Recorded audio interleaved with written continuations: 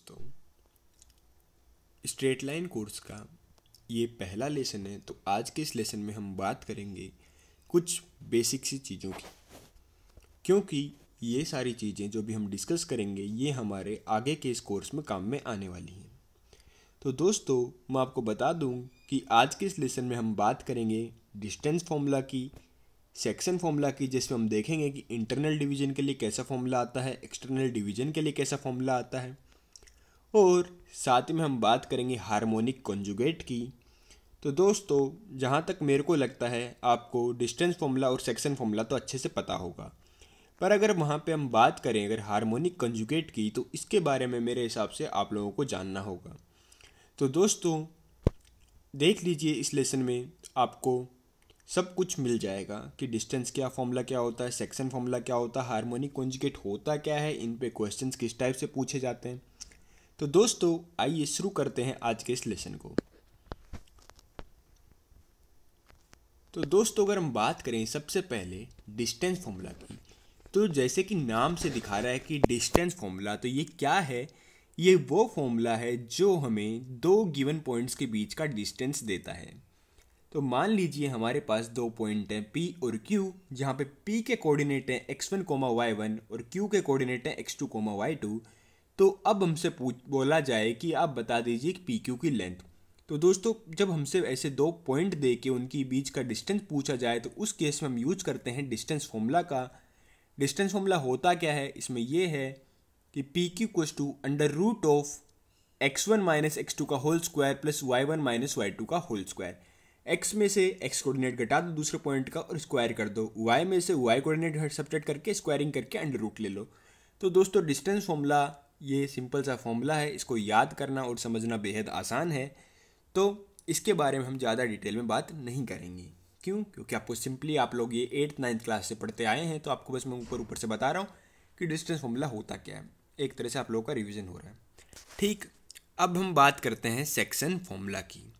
ठीक, तो दोस्तों, अगर हम बात करें सेक्शन फॉर्मूला की, तो इसमें हमारे पास दो डिवीज़न आते हैं।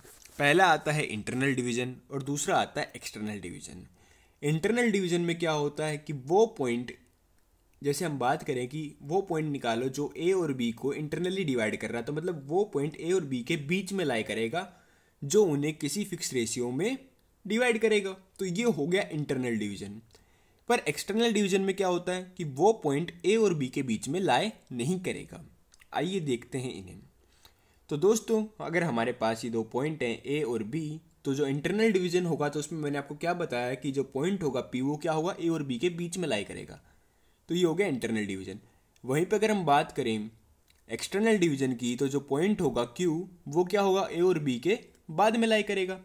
तो ये इनमें बेसिक डिफरेंस है। ठीक, अब अगर हम बात करें इंटरनल डिवीज़न के फॉर्मूले की, तो दोस्तों हमारे पास पॉइंट ए है जिसके कोऑर्डिनेट है x1, y1, पॉइंट बी है जिसके कोऑर्डिनेट है हमारे पास x2, y2, और अब हमें पॉइंट P निकालना है जो कि इसे m/n के रेशियो में इंटरनली डिवाइड कर रहा है। तो दोस्तों, पॉइंट P के कोऑर्डिनेट्स का फॉर्मूला हमारे पास आता है, वो ये है। इसको याद कैसे करना है ये आपको मैं बता देता हूँ कि दोस्तों हमें करना है क्या है, simply cross multiply. X coordinate लेना है तो m into x2 plus n into x1 upon में m प्लस n। समझ में आया? क्रॉस मल्टीप्लाई कर दो बस। ठीक, ऐसे ही अगर हम y कोऑर्डिनेट लिखेंगे तो y कोऑर्डिनेट के लिए क्या करेंगे? m into y2 plus n into y1 upon में m प्लस n। सिंपली आ गया पॉइंट P के कोऑर्डिनेट। तो ये बेहद आसान सी चीज़ है। तो इंटरनल डिवीज़न में कुछ भी अलग नहीं है, सिंपली बस आप देख सकते हो कैसे आसानी से हम लिख सकते हैं। इस पे 2-3 टाइप के क्वेश्चन बन सकते हैं। एक क्वेश्चन ऐसा बनेगा, हमें आपको m/n की वैल्यू पता होगी और पॉइंट P के कोऑर्डिनेट निकालने होंगे।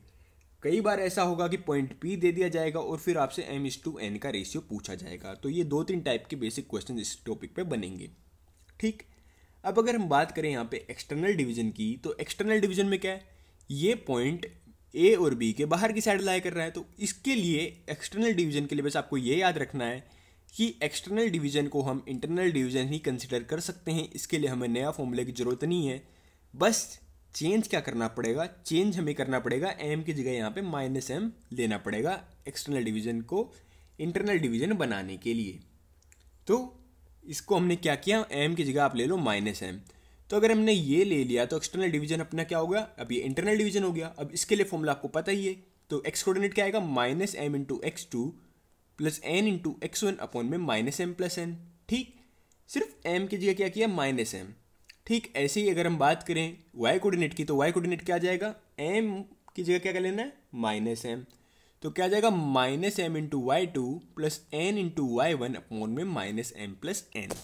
तो दोस्तों ऐसे हम एक्सटर्नल डिवीजन को इंटरनल डिवीजन ही कंसिडर कर सकते हैं, हमें कोई नए फॉर्मूले की जरूरत नहीं है। बस हमें ध्यान रखना है कि इस केस में हमें m/n की जगह क्या करना है, -m/n का फॉर्मूला यूज करना है। तो बस फिर हम आसानी से इंटरनल डिवीजन वाला पॉइंट भी निकाल सकते हैं और एक्सटर्नल डिवीजन वाला पॉइंट भी आसानी से निकाल सकते हैं। तो दोस्तों ये तो बात हुई डिस्टेंस फॉर्मूला और सेक्शन फॉर्मूला की, जिसमें हमने देख लिया कि डिस्टेंस फॉर्मूला होता क्या है और सेक्शन फॉर्मूला में भी इंटरनल डिवीजन का फॉर्मूला क्या होता है और एक्सटर्नल डिवीजन का फॉर्मूला क्या होता है। अब अगर हम बात करें हमारे नेक्स्ट टॉपिक की, तो नेक्स्ट टॉपिक है हमारा हार्मोनिक कॉन्जुगेट। ये टॉपिक आप में से कई लोगों ने नहीं सुना होगा, तो इसके लिए आइए अब इसे डिटेल में पढ़ते हैं। तो दोस्तों हार्मोनिक कॉन्जुगेट होता क्या है, एक मिनट, हाँ। तो दोस्तों हार्मोनिक कॉन्जुगेट की बात करें तो हार्मोनिक कॉन्जुगेट होता क्या है। तो दोस्तों हार्मोनिक कॉन्जुगेट के बारे में हम कह सकते हैं कि if point P divides the line segment AB internally in the ratio m/n and another point Q divides AB externally in the same ratio, then P and Q are said to be harmonic conjugate of each other। इसका मतलब क्या हुआ कि हमारे पास A और B दो point थे, उनको इंटरनल डिवाइड करने के लिए हमें अपने पास एक पॉइंट है पॉइंट P, जो कि उसे m/n रेशियो में इंटरनली डिवाइड कर रहा है लाइन सेगमेंट AB को, और पॉइंट Q AB को एक्सटर्नली डिवाइड कर रहा है। किस रेशियो में, m/n के रेशियो में ही एक्सटर्नली डिवाइड कर रहा है, समझ रहे हो, इन द सेम रेशियो, मतलब m/n के रेशियो में ही एक्सटर्नली डिवाइड कर रहा है। तो वो पॉइंट, जो पॉइंट है ये पॉइंट P और पॉइंट Q, ये आपस में कहलाएंगे harmonic conjugate of each other.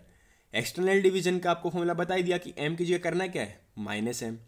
ठीक, तो बस ये सिंपल सी चीज है कि हार्मोनिक कॉन्जुगेट में क्या रिलेशन होता है। हार्मोनिक कॉन्जुगेट में जो पॉइंट, पहला जो पॉइंट है वो क्या करता है, लाइन सेगमेंट को इंटरनली डिवाइड करता है सेम रेशियो में, और पॉइंट जो दूसरा पॉइंट है वो उसी लाइन सेगमेंट को बस उसी रेशियो में एक्सटर्नली डिवाइड कर देता है। तो ये है इन दोनों की बेसिक सी डिफरेंस।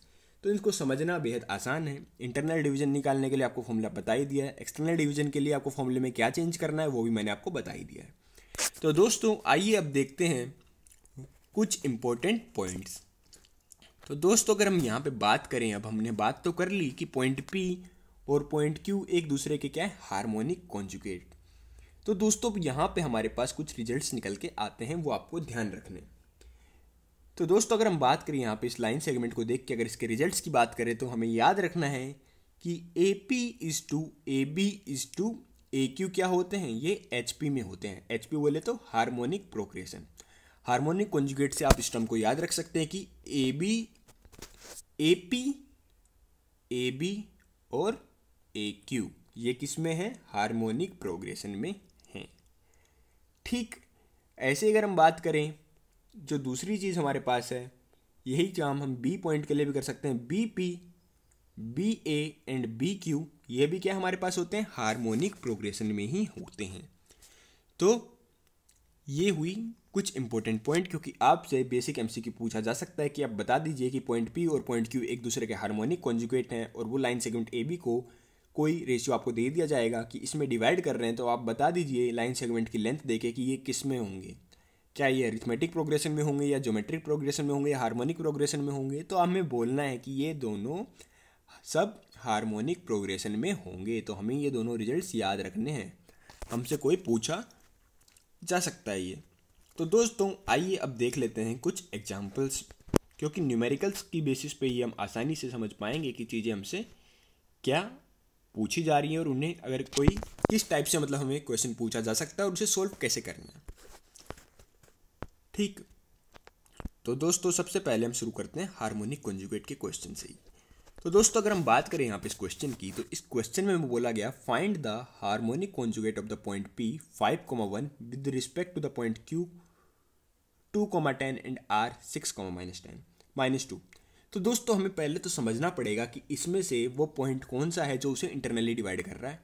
ठीक, तो दोस्तों हम देख सकते हैं कि हमारे पास find the harmonic conjugate of the point P का हार्मोनिक कॉन्जुगेट निकालना है। तो मतलब ये एक वो पॉइंट है जो इसे इंटरनली डिवाइड कर रहा है। तो अब हमें पॉइंट Q, अब हमें मतलब इसका दूसरा पॉइंट निकालना है जो उसको एक्सटर्नली डिवाइड करेगा। तो यहाँ पे PQR तो यूज हो चुके, तो हमने नाम दे दिया उस पॉइंट को S के कोऑर्डिनेट हमने बोल दिया अल्फा बीटा। तो अल्फा कोमा बीटा वो पॉइंट है जो लाइन सेगमेंट QR को एक्सटर्नली डिवाइड कर रहा है। अब आप बोलो कि कौन से रेशियो में डिवाइड कर रहा है, वो हमें नहीं पता, पर हम निकाल लेंगे। क्यों? क्योंकि हमें पॉइंट Q पता है, पॉइंट R पता है, पॉइंट P पता है। तो मैंने आपको क्या कहा था कि इंटरनल डिवीजन वाले फॉर्मूले में या तो हमें पॉइंट के कोऑर्डिनेट दे दिए जाएंगे, फिर रेशियो पूछ लिया जाएगा, या फिर रेशियो देख के पॉइंट पूछ लिया जाएगा। तो ये क्या है, पॉइंट दिया है, रेशियो पूछना है।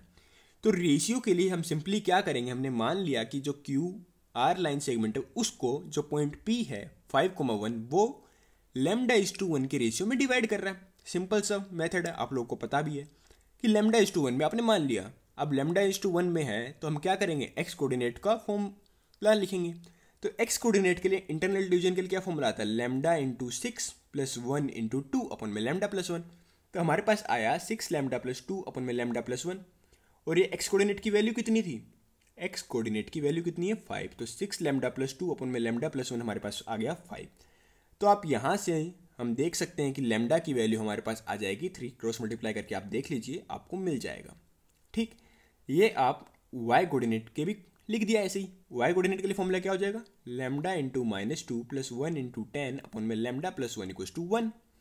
ठीक, तो यहाँ से हमारे पास सिंपली लैम्डा की वैल्यू आ जाएगी 3। आप लोग चेक कर सकते हैं। तो मतलब हमारे पास ये निकल के आ गया जो पॉइंट P है वो लाइन सेगमेंट QR को 3:1 के रेशियो में डिवाइड कर रहा है।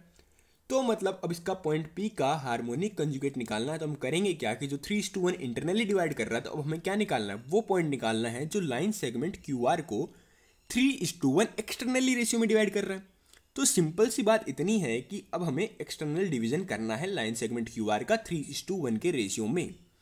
ठीक, तो इसको एक्सटर्नल डिवीजन के लिए मैंने आपको क्या फॉर्मूला बताया कि हमें चेंज क्या करना है कि 3:1 की जगह हम क्या करेंगे, उसे इंटरनल डिवीजन का फॉर्मूला बना सकते हैं। बस चेंज क्या करना है, 3 की जगह में ले लेना है -3।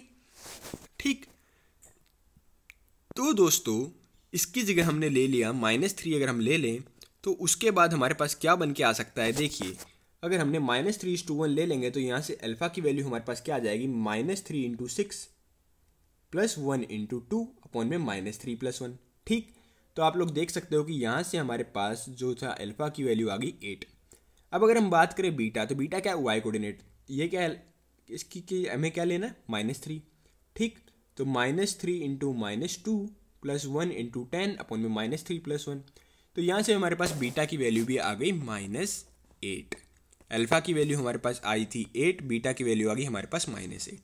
तो दोस्तों हमारे पास अल्फा बीटा के कोऑर्डिनेट्स क्या आ गए, हमारे पास अल्फा कोमा बीटा के कोऑर्डिनेट्स आ गए 8, -8। तो दोस्तों ये हमारे पास निकल के आ गया पॉइंट S जो कि लाइन सेगमेंट QR को एक्सटर्नली डिवाइड कर रहा है 3:1 के रेशियो में। तो दोस्तों इस टाइप से हमसे हार्मोनिक कॉन्जुगेट के क्वेश्चन पूछे जाएंगे और हम उन्हें आसानी से सॉल्व कर देंगे। ठीक, आइए दोस्तों अब देखते हैं नेक्स्ट क्वेश्चन। दोस्तों अब हमसे जो नेक्स्ट क्वेश्चन पूछा गया है, इसमें हमें बोला गया है find the ratio in which the line joining the point A 1,2 B -3,4 is divided by the line x + y = 5। तो यहाँ पे हमसे क्या यूज किया है, हमें यूज क्या करना है ये आपको बताना है। तो दोस्तों हमारे पास सबसे पहले तो हमें देखेंगे कि हमें दिया क्या गया। हमें यहाँ पे दिया गया है 2 पॉइंट A और पॉइंट B। हमने उनको नंबर लाइन पे ड्रॉ कर दिया। पॉइंट A को हमने बोल दिया 1,2, पॉइंट B को हमने मार्क कर दिया -3,4। हमें अब बोला गया कि ये वो रेशियो बताओ जिसमें लाइन x + y = 5 उसे डिवाइड करती है। तो हमने बोल दिया कि मान लो कि λ:1 के रेशियो में उसे वो डिवाइड करती है। ठीक, जिस पॉइंट पे इंटरसेक्ट करती है उस पॉइंट को हमने नाम दे दिया सी। ठीक, तो λ/1 में डिवाइड करने वाले पॉइंट का कोऑर्डिनेट्स हम निकाल सकते हैं किससे, इंटरनल डिवीजन वाले फॉर्मूले से।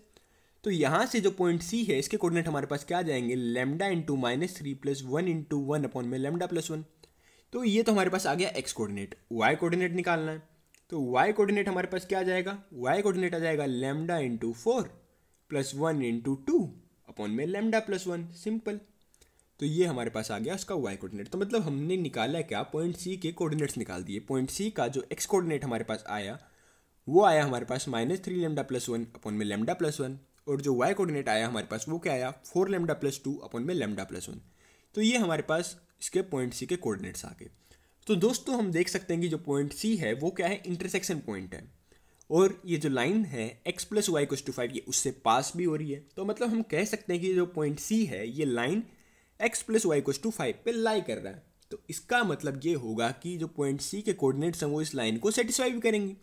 तो हम करेंगे क्या, x की जगह यहाँ पे इस लाइन में लिख देंगे -3λ+1/λ+1, और y की जगह रख देंगे 4λ+2/λ+1। ठीक, तो ऐसा करेंगे तो हमारे पास क्या बन जाएगा, हमारे पास लैम्डा में रिलेशंस आ जाएंगी। इनको हम देख सकते हैं कि आसानी से एलसीएम लेके क्रॉस मल्टीप्लाई करके हम आसानी से सोल्व करें। तो यहाँ से हमारे पास लैम्डा की वैल्यू क्या निकल के आएगी, यहाँ से हमारे पास λ = -½ आ जाएगा। ठीक, तो ये बेसिक सी चीज़ थी। तो दोस्तों इस टाइप के क्वेश्चन को कैसे करना है, सबसे पहले इंटरनल डिवीजन का फॉर्मूला निकालना है, पॉइंट के कोऑर्डिनेट निकालने हैं, फिर वो पॉइंट लाइन सेगमेंट को सेटिस्फाई करेगा, लाइन को सेटिस्फाई करेगा, तो वहाँ से हमारे पास उस लैम्डा की वैल्यू आ जाएगी। तो सिंपली हमारे पास क्वेश्चन सोल्व होके आ जाएगा। आइए दोस्तों अब देखते हैं नेक्स्ट क्वेश्चन।